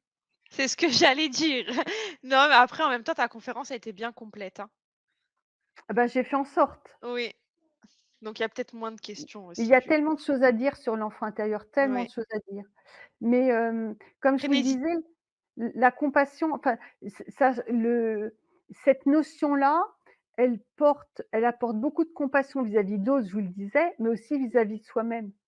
Et c'est tellement central quand on a des problèmes de poids de s'écouter, parce qu'on ne s'écoute quand on a des problèmes de poids, on grandit avec le fait, très souvent, avec de toute façon avec un manque d'amour, ça c'est certain. On peut retourner les choses telles qu'on veut. On manque le Quand on a des problèmes de poids, il y a un ressenti de manque d'amour à un moment de sa vie. Et donc si je ne suis pas aimée, c'est parce que je ne suis pas aimable au sens étymologique du terme et donc c'est parce que, je n'ai pas, je n'ai pas d'intérêt, je n'ai pas de valeur et cetera. Donc si j'ai pas de valeur et ben, ce que j'ai à dire n'a pas de valeur, n'a pas d'intérêt, donc je me tais. Alors, il y a Coralie qui nous dit: «Je participerai à votre atelier du 15 novembre pour continuer à trouver mon chemin». Donc bienvenue Coralie. Bienvenue Coralie, je serai très contente de vous retrouver le 15. Et il y a Magali qui nous dit: «Bonsoir, est-ce que l'enfant intérieur qui souffre peut tomber dans des addictions comme l'alcool ou la cigarette?» Oui, oui.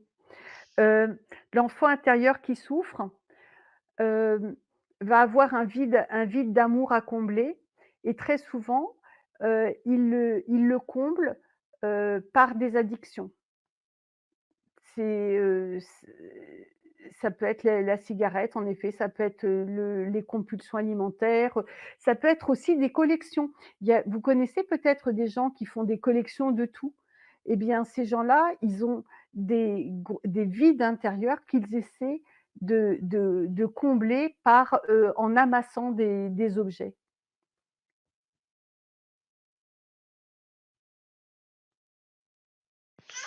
Merci Oli. Alors Coralie, il y a eu beaucoup de changements au fil du temps, mais je sens bien qu'il y a un traumatisme profond qui remonte dans certaines situations, faire 2 pas en avant et d'un coup un pas en arrière. C'est quelque chose qui est très fréquent, le traumatisme profond, que vous si vous la vivez depuis que vous êtes toute petite, en fait, il fait un peu partie de vous et il y a une partie de vous qui a envie de s'en libérer et il y a une partie de vous qui a peur de s'en libérer parce que vous avez peur de l'inconnu. Comment sera la vie une fois que je serai libérée de mon sac à dos? Est-ce que je vais avancer plus vite? Est-ce que, ou je vais m'ouvrir à d'autres choses? Ou, au moins avec le sac à dos, ben, c'est lourd, j'avance pas vite. Alors c'est une image, hein, bien sûr, hein. Heu, mon sac à dos, bah, je vis tellement avec lui que je s au moins c'est quelque chose que je connais. Je suis pas heureuse, mais c'est quelque chose que je connais et ça, c'est l'être humain est ainsi fait qu'il préfère être malheureux dans le connu que la perspective d'être heureux dans l'inconnu. Donc, le phénomène dont vous parlez, c'est un phénomène qui est extrêmement fréquent et qui s'exprime très souvent dans les autosabotages, de quelque forme que ce soit. Mais les autosabotages, c'est ça, c'est la peur de l'inconnu, du bonheur inconnu. Merci beaucoup Odile. Je vois pas d'autres questions. Bon, alors, eh bien écoutez, on va se mettre, dans la pratique. Si vous êtes d'accord, on va aller, heu on va travailler avec notre enfant intérieur. Donc vous allez souffler, vous allez décroiser les jambes, les bras et vous allez souffler pour bien vider vos poumons. Inspirez lentement, profondément par le nez en gonflant le ventre et expirez lentement, profondément par la bouche en rentrant le ventre, en serrant un peu les abdominaux et en envoyant toutes vos tensions au cœur de la terre. Et vous allez le faire encore 2 fois.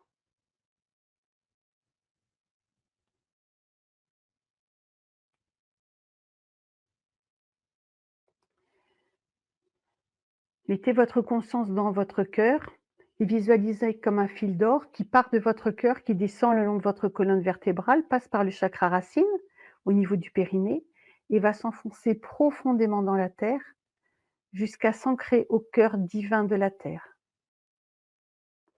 Et à l'inspire, l'énergie tellurique va remonter par le fil pour nourrir, après avoir purifié, après avoir nettoyé toutes vos cellules, toutes vos particules, tous vos corps. Et à l'expire, va retourner à la terre en emportant toutes vos énergies usées. Et vous allez le faire encore 2 fois, en étant bien consciente de tout ce nettoyage, de toute cette purification à l'inspire, de toute cette nourriture que l'énergie tellurique vous apporte. Et ensuite, elle repart à la terre en emportant vos énergies usées.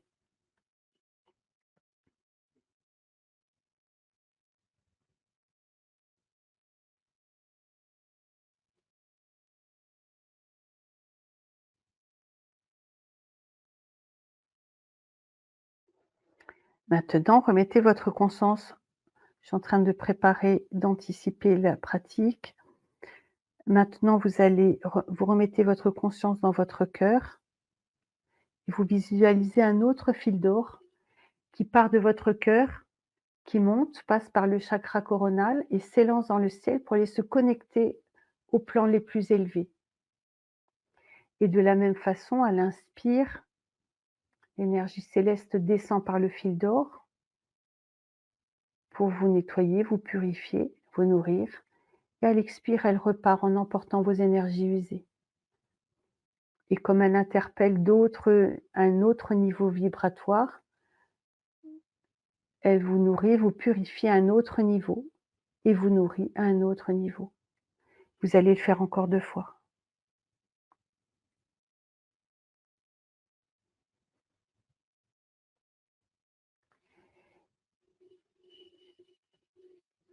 Et maintenant, remettez votre conscience dans votre cœur et connectez-vous à votre peur la plus importante et observez le ressenti corporel qui s'exprime. Peut-être que vous avez la gorge qui se noue, peut-être que vous ressentez un poids dans la poitrine, une pierre dans l'estomac, peut-être que vous avez des douleurs qui se réveillent. Vous observez simplement, ne cherchez pas à maîtriser, ne cherchez pas à contrôler, ne cherchez pas à analyser, observez simplement. Comme si vous regardiez des poissons dans un aquarium.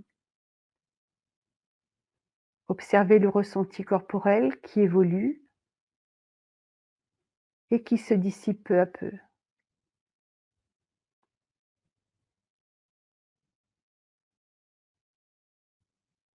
Je vous laisse le temps.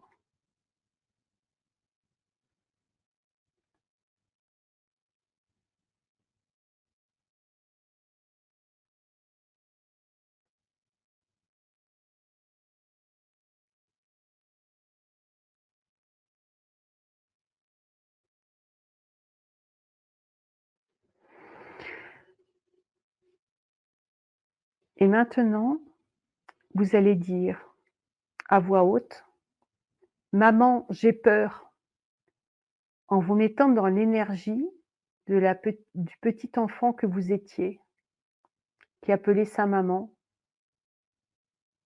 quand il avait peur. Vous allez dire: «Maman, j'ai peur» et vous allez laisser votre corps se relâcher avant de répéter à nouveau: «Maman, j'ai peur» et vous allez le faire pendant 3 minutes. Moi, j'ai mon minuteur que j'ai préparé et je vous dirai quand les 3 minutes seront terminées. On y va. Donc: «Maman, j'ai peur». Prenez bien votre temps, ne répétez pas comme un moulin, mettez-vous bien dans l'énergie, dans l'émotion du petit enfant que vous étiez quand vous appeliez votre maman et quand vous aviez peur. C'est parti.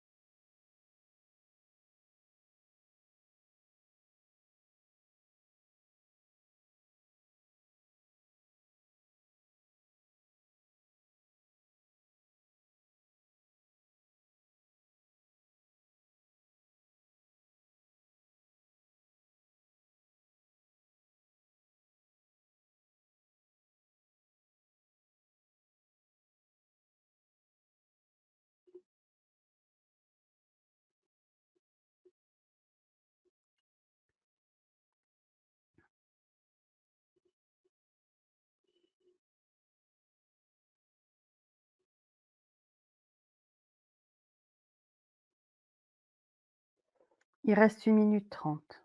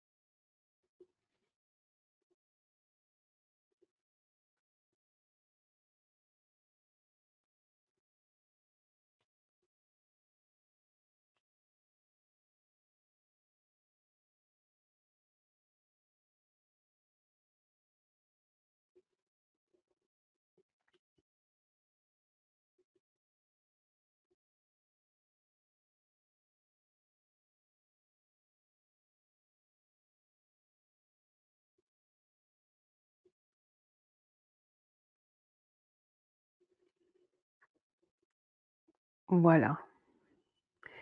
Maintenant, remettez votre conscience dans votre cœur et connectez-vous à la frustration liée à cette peur. Et à nouveau, observez le ressenti corporel qui s'exprime, qui évolue à son rythme et qui se dissipe peu à peu. Et à nouveau, ne cherchez pas à contrôler ou à maîtriser ou à analyser, soyez juste dans l'observation.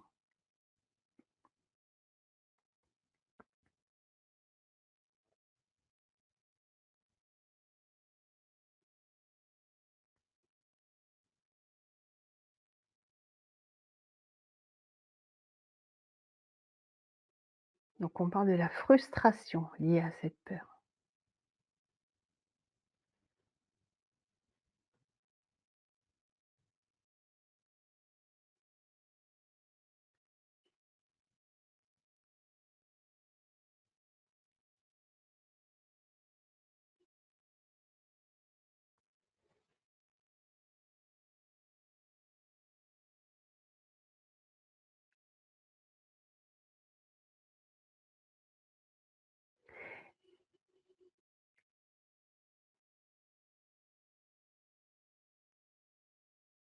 Maintenant, remettez votre conscience dans votre cœur et observez le ressenti corporel qui s'exprime quand vous vous connectez à votre sentiment d'impuissance face à cette peur. Et laissez-le s'exprimer, ce ressenti, laissez-le évoluer, laissez-le disparaître peu à peu, à son rythme.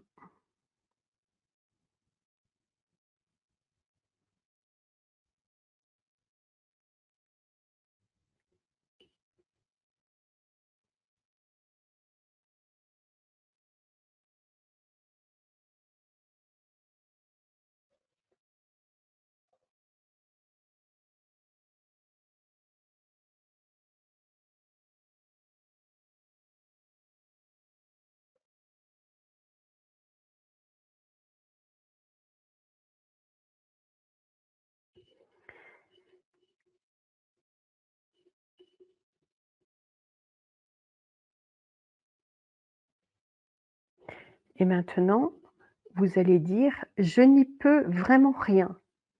En pensant à ce que vous dites, vous allez le dire en conscience et bien relâcher toutes vos tensions avant de le répéter à nouveau. Et ce pendant 3 minutes et quand les 3 minutes seront écoulées, je vous le signalerai. C'est parti. Je n'y peux vraiment rien.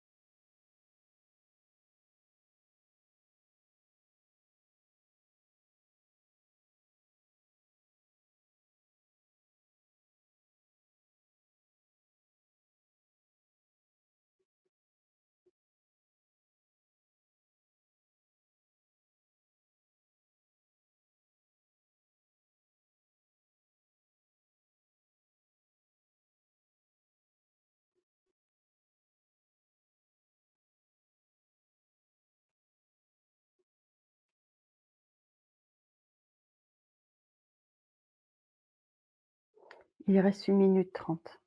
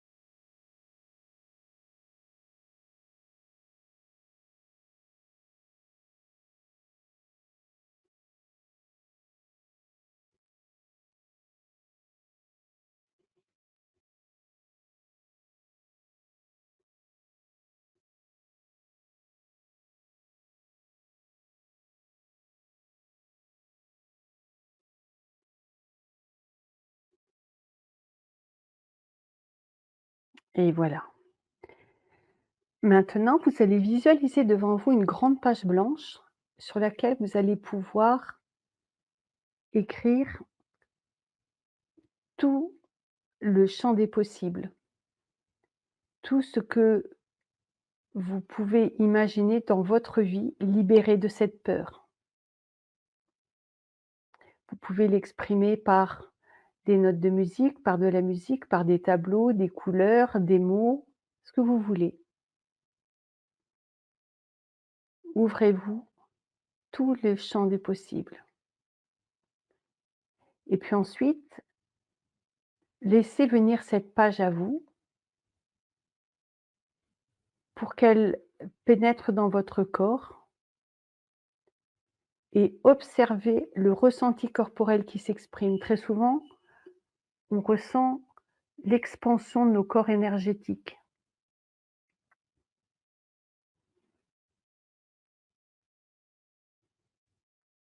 et laissez évoluer ce ressenti jusqu'à ce qu'il disparaisse complètement. Prenez votre temps.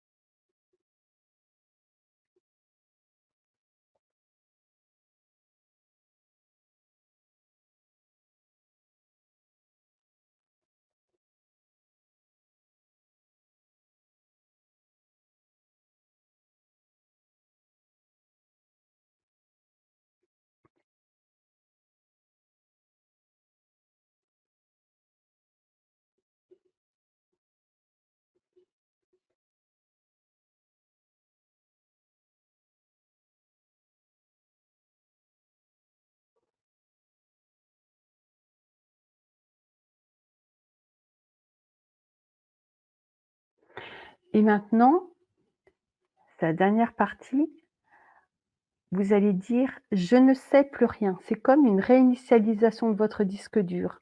«Je ne sais plus rien» et bien laissez votre corps se relâcher.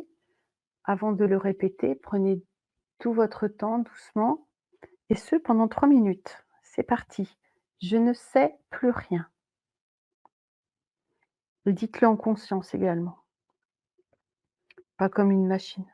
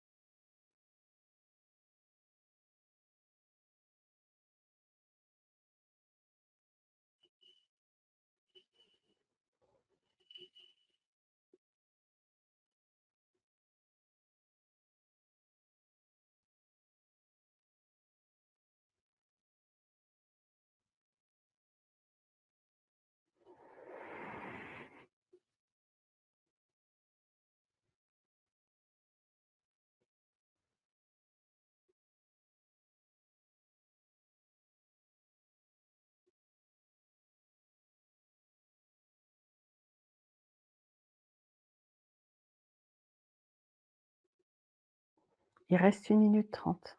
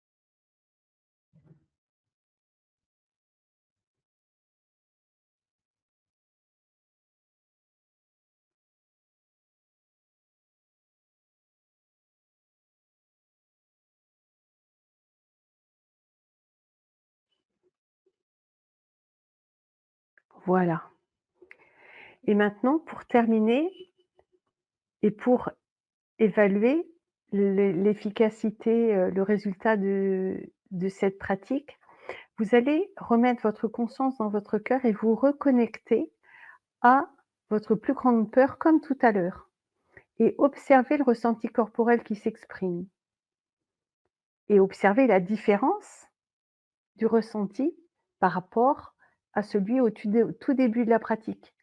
Et puis mettez-nous, quand vous aurez terminé, mettez dans le chat, racontez votre expérience, dites-nous comment vous l'avez vécu,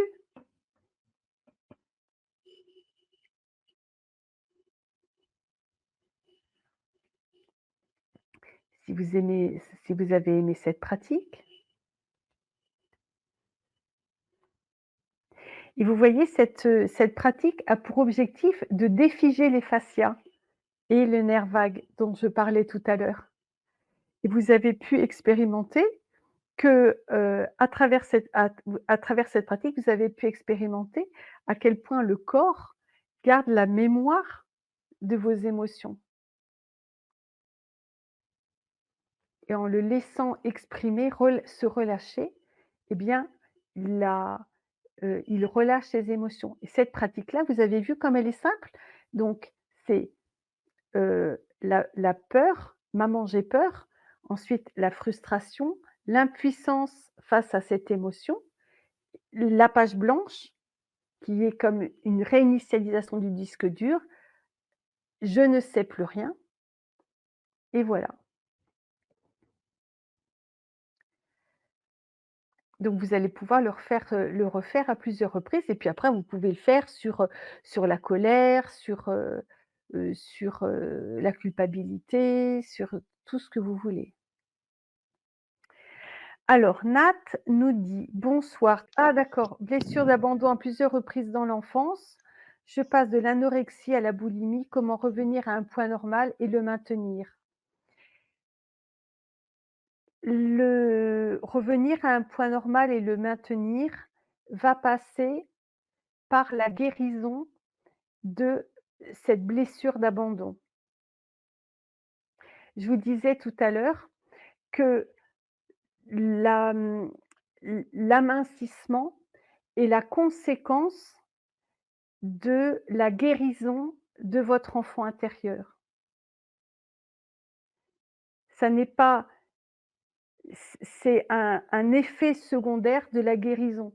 Le comme je vous le disais au tout début de la conférence, ce qui est important, c'est de voir plus grand que l'amincissement et cette blessure d'abandon, elle est tellement si vous êtes passé de l'anorexie à la boulimie, elle est tellement à vif qu'elle doit vous, peser extrêmement lourd dans votre vie, en plus que sur votre pèse personne et et donc c'est une fois que vous saurez votre vie, le poids de votre lit sera libéré, eh bien, le poids de votre histoire sera libéré, eh bien, cette carapace de protection va se libérer d'elle-même et ça sera maintenu parce que ce travail thérapeutique, c'est un travail en profondeur, un travail, d'une grande efficacité et en profondeur et c'est pourquoi il est durable. Je suis une des rares thérapeutes à être pluridisciplinaire parce que, heu, le, hem, une blessure émotionnelle, ça n'est pas que Ho'oponopono, ça n'est pas que de l'EFT, ça n'est pas que des neurosciences, ça n'est pas que de l'épigénétique. Le corps, il est super compliqué, il est très complexe, il est merveilleusement complexe et on a une vision occidentale, qui est que, notre corps, il est un peu comme, constitué comme des briques de Lego où chaque partie est imperméable et indépendante les unes des autres. On veut maigrir, bon et ben, le corps, c'est une sorte de chaudière, on calcule les calories, si on veut maigrir, il faut dépenser plus de calories, manger moins de calories, mais c'est complètement c'est pas ça du tout. Le, hem, vous avez vu tous les points que j'ai pris, c'est la prise en charge énergétique, c'est la prise en charge, hem, psychologique. Il y a aussi du karmique, il y a aussi du transgénérationnel. Ça, je n'en ai pas parlé, mais ça aussi, il faut le prendre en compte et ça fait partie de mon du travail thérapeutique que je propose. Il faut prendre donc il y a les mémoires cellulaires, il y a tout est et puis il y a le bon fonctionnement des organes. Là, enfin bon, il c'est très compliqué. Il faut tout prendre en charge pour que le résultat soit complet, profond et durable. Voilà, c'est pas seulement une histoire d'hormones, il faut aussi c'est aussi ça peut être aussi un dérèglement hormonal, mais ça n'est pas que ça. Et pour tout ce qui est,